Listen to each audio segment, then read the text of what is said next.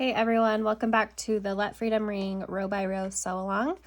So this month we are working on our 7th row, which is called the Firecracker block, and it's on pages 13 and 14 of your pattern book. So I have my row sewn already. I'm going to show you how to do the block, but this is basically, there's a lot of pieces in this block, but as long as you take your time and you have the accurate seam allowance, it'll be great. This was one of the first blocks I designed for this quilt. I loved it so much. I think it would make an excellent quilt with just this block repeated. So for the pattern, you make two different versions. So you make the dark navy version and then the light aqua version.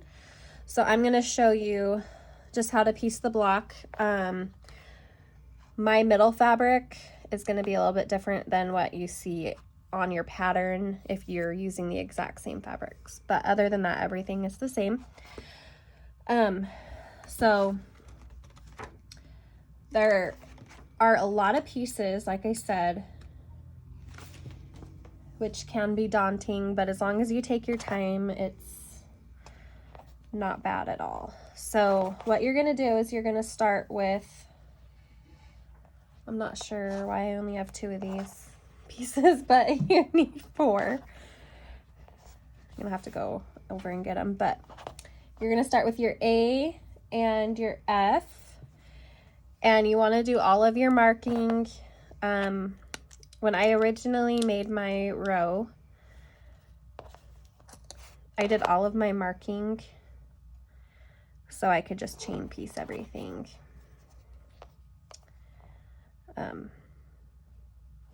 It just goes faster that way. Also, you can use that nice diagonal seam tape if you want. I just bought some.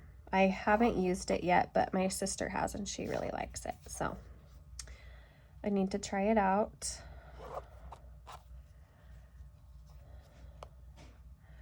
All right, so you're gonna mark all your pieces. I only need 3 at the moment. So the best way to do this when you're, chain piecing, let me give this a press, is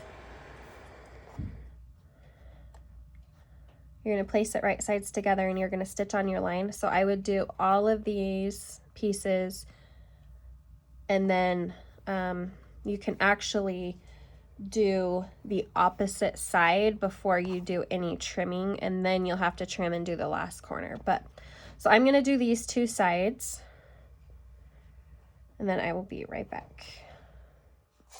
I have all of my pieces sewn, the 2 ends. So now you're just going to take your ruler rotary cutter and trim off 1/4 inch from your seam allowance.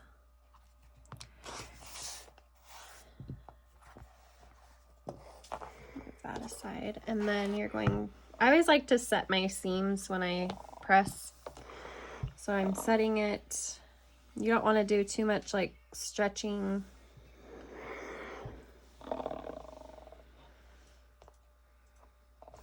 Okay, so now what you'll do is you'll take your 3rd piece and place it, and you're going to have overlap, which is the point, so you don't lose your points. And you'll stitch on this line, which I've already done, so I just need to do that one.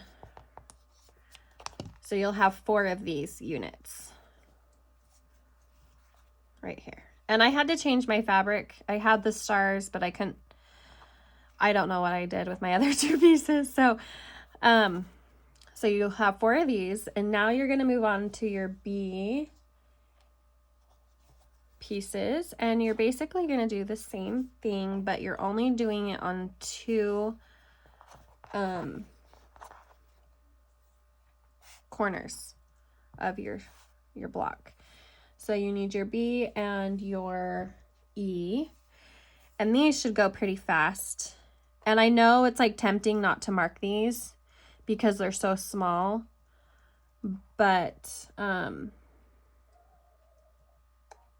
I promise you, you'll be happier if you mark it, or you use like the diagonal seam tape to keep your lines straight.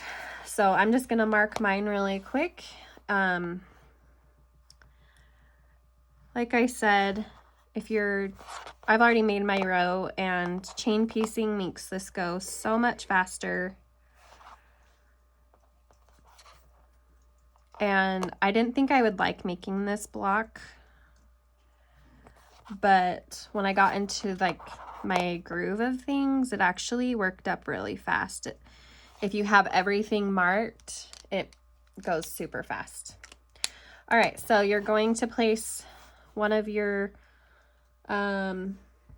E squares, and you're going to sew on your line, and then you're going to do the right side. So you can chain piece these without doing any trimming in between because they're far enough apart and they don't have to overlap. So I'm going to go ahead and do that to all my pieces, and I will be right back with my finished B units. Okay, so I have my B pieces, so I've already pressed them, and you need 4 of these. Let's see, 1, 2, 3, yeah, 4. Now our last piece that we need to do our corner square triangles is C, and you need your D squares. Basically the same thing. So this block is basically a lot of the same thing. So I'm going to go ahead and take these over. I've marked already. And so on my line, and trim, and then press, and then we will be ready to assemble our block. Okay, I have my middle piece sewn and pressed, and I've laid out my block. And I know I've mentioned this on other blocks, so I would layer